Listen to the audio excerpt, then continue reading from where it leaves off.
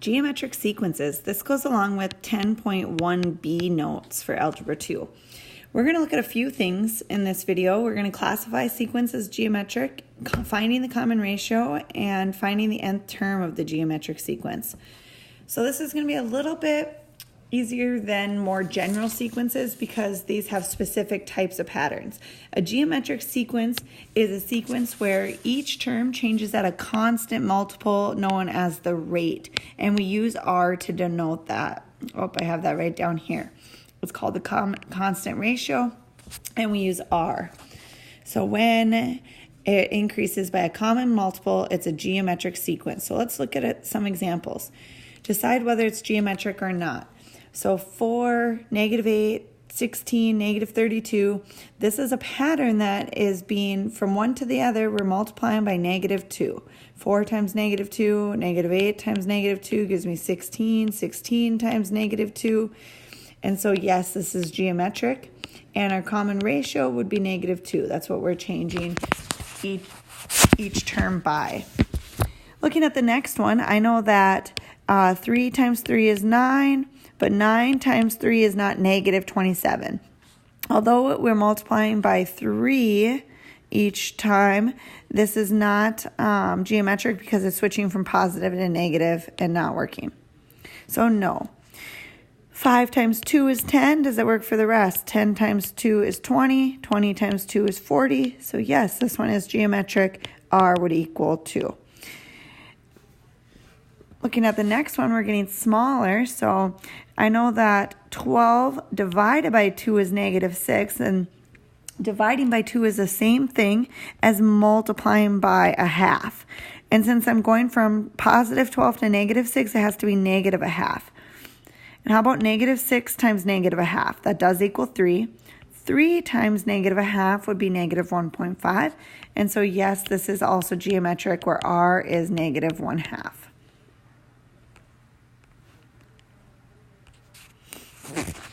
So if it's a geometric sequence, then we have a standard equation or a common formula that we can use to write the equation for a geometric sequence. And that's given by this formula here boxed in red. The A sub 1, remember, stands for the first term, and R is that common ratio. And then N is our variable. This might look familiar if I was to put Y equals A times B to the X minus 1. Does that remind you of exponential growth and decay functions with a shift at 1, 0? So we have this one. Our B really is our R, so it's very similar, and our N is like our X, and our A sub N is like our Y. So let's practice using that. Write a rule for the nth term of the sequence, 2, 6, 18, 54, and then find A sub 8, which means find the 8th term. So to write the rule, we need to know what the first term is. So the first term in this sequence is 2, and then we also need to know what our R is, or what are we multiplying by. So I know that 2 times 3 is 6, so 6 times 3 is 18, and 18 times 3 is 54, so R is 3. So my rule will be A sub N equals, and we plug in A sub 1 is 2, and then R is 3 to the N minus 1. And that's our rule. Now we can use it to find any term in the sequence, including the 8th term. If I want the 8th term, I'm plugging in 8 for N. So we have 3 to the 8 minus 1 power be 2 times 3 to the 7th power. And 3 to the 7th times 2 is going to be 4,374. So hopefully, if I said Y equals 2 times 3 to the X power, that looks familiar. We have an exponential growth function. If we evaluated that when X equals 7, your output would be Y equals 4,374. So it's very similar. Exponential growth functions make geometric sequences. I'm actually going to do this one. I'm going to skip one just for sake of time. There's quite a bit of things in here. Again, practice writing a rule. So we need the first term, a sub 1 is 56, and we need to figure out what r is. So notice that this one starts at 56 and then goes to 28. So that I'm getting smaller, my r must be a fraction. So 28 is actually half of 56, and 14 is half of 28. So I'm multiplying here by a half. It's common to think you're dividing by 2, but remember that's the same as multiplying by 1/2. Just like dividing by 3 would be the same as multiplying by a third. Or if you're dividing by 4, it's the same as multiplying by a fourth. So something to keep in mind. So my r is going to be a half. So my general term, just plugging in those values, is going to be a sub 1 is 56 times r to the n minus 1 power. Then to find a sub 7, that's like I want to plug in 7 for n. So 56 1/2 to the 7 minus 1 power would be 56 times 1/2 to the 6th power. Remember to do order of operations first. So you take 1/2 to the 6th power. Exponents come before you multiply. And then multiply that out. And I got 56 over 64, which reduces to 7/8. Because 1 to the 6 is 1 and 2 to the 6 is 64. And then 56 over 1 would be 56 over 64. Or use your calculator, but there we go. Okay. What if we want to find the nth term given a term and the common ratio? So one term in the geometric sequence, the fourth term is 3. The common ratio is r equals 3. So write the rule for the nth term. So I need to write the rule. I want to write the rule a sub n equals a sub 1 times r to the n minus 1. So I'm going to need to figure out what a sub 1 is. I do know that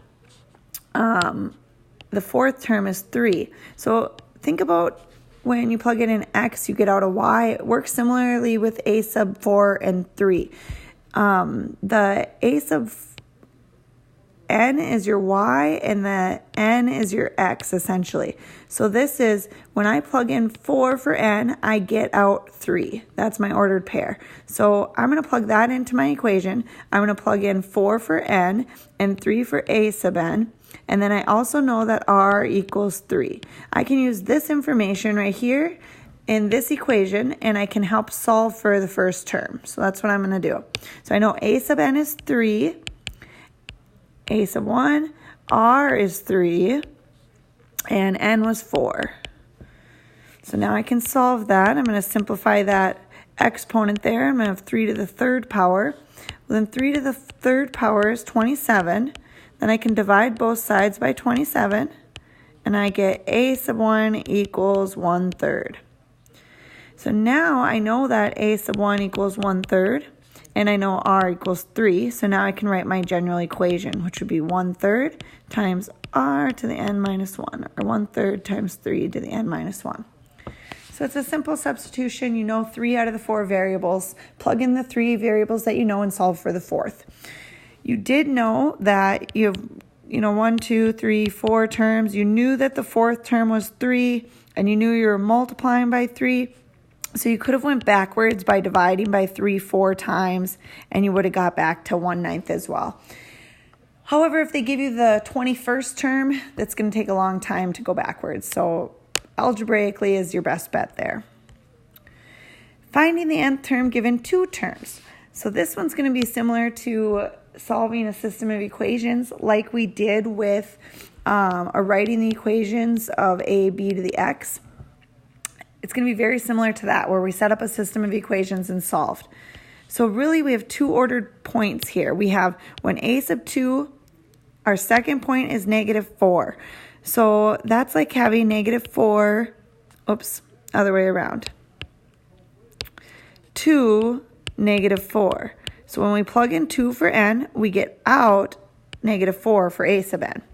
And then the other point, our 6th term, is -1024. So when we plug in 6 for n, we get out 1024. So this is my n, this is my a sub n. So I'm going to set up a system of equations. Remember, my general formula I'm using is a sub n equals a sub 1 times r to the n minus 1. So plugging in, a sub n is negative 4, a sub 1 times r to the 2 minus 1. And then I'm just going to simplify that exponent with r to the first. Do the same thing over on the right side. So negative 1024 equals a sub 1 times r to the 6 minus 1, which should be negative 10,024 equals a sub 1 times r to the 5th. So now we have two equations with two variables to solve for. We need to solve for r and a sub 1, the first term.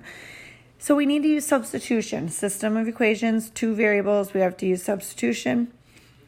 So I'm going to solve the first equation over here. Since it's r to the first is smaller, I'm going to solve this side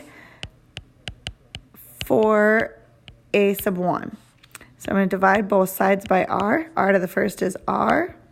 So I get negative 4 over r equals a sub 1. Then I'm going to substitute a sub 1 back into the equation over here. So I'm going to get negative 1,024 equals, instead of a sub 1, I'm now plugging in this negative 4 over r times r to the 5th.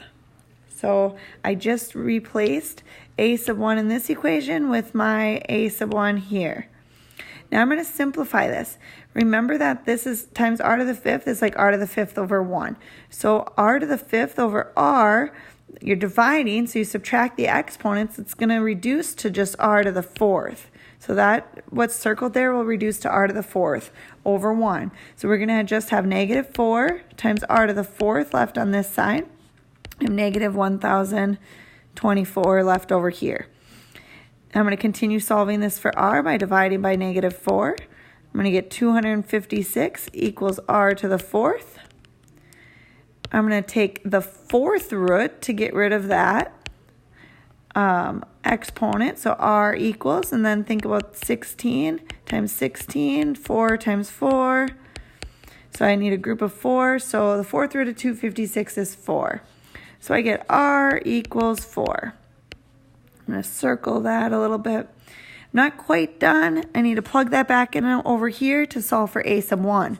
So I'm going to plug in r equals 4, and I'm going to get negative 1 for a sub 1. So now I can go back up to my general equation, a sub n equals a sub 1 times r to the n minus 1. I can write my answer. I'm going to have final answer, a sub n equals, a sub 1 was negative 1, r was 4 to the n minus 1. I do want to go back to this step down here when I took the 4th, right here actually, when I took the 4th root of n. Note that you could think of it as you technically get two answers for r since it's an even root, plus or minus 4. So if you plugged in the negative 4, you would have got a sub 1 equals positive 1 and r is negative 4. Note that these are the same answer. So I assume that r was just positive, but then your a value starts out negative. If you have your r value as negative, then your first term starts out positive.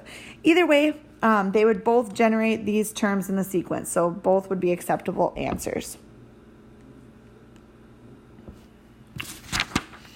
Last one, we're going to do it one more time just because this is kind of tricky.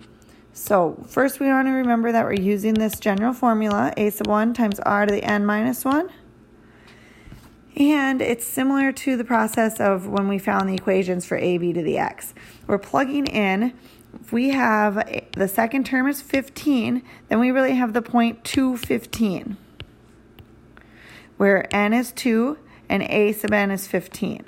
Or we have the point 5, negative 405 from right here. And that's when you plug in 5, you get out a sub n is negative 405. So if you think about that on your graph, 2, 15, and 5, negative 405, this one's likely going to be an exponential decay function. So it's going to be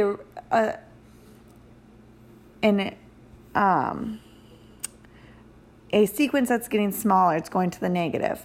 So we got B or R actually is probably greater than 1 because it's getting bigger. But okay, we'll forget about that for a second. So plugging in this, we got 15 equals a sub 1 times r to the 2 minus 1, or 15 equals a sub 1 times r to the first. Negative 405 equals a sub 1 times r to the 5 minus 1, be negative 405 equals a sub 1 times r to the fourth. Then we need to solve one side for a sub 1.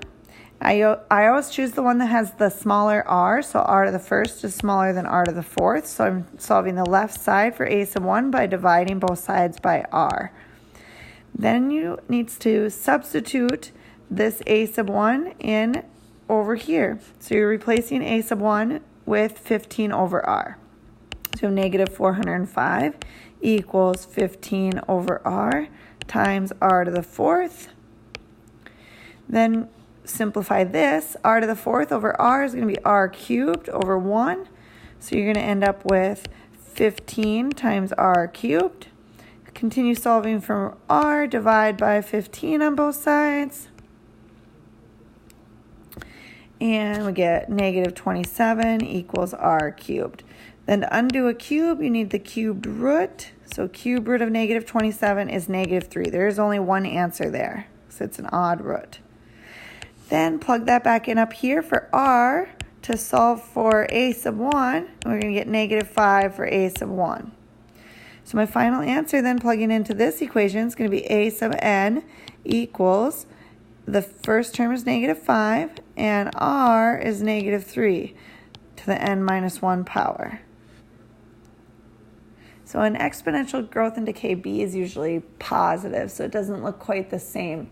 But it's a similar idea anyway. We're using 2 points that are on the graph. We saw what that curve would look like. This is what the sequence essentially looks like if you were to graph it.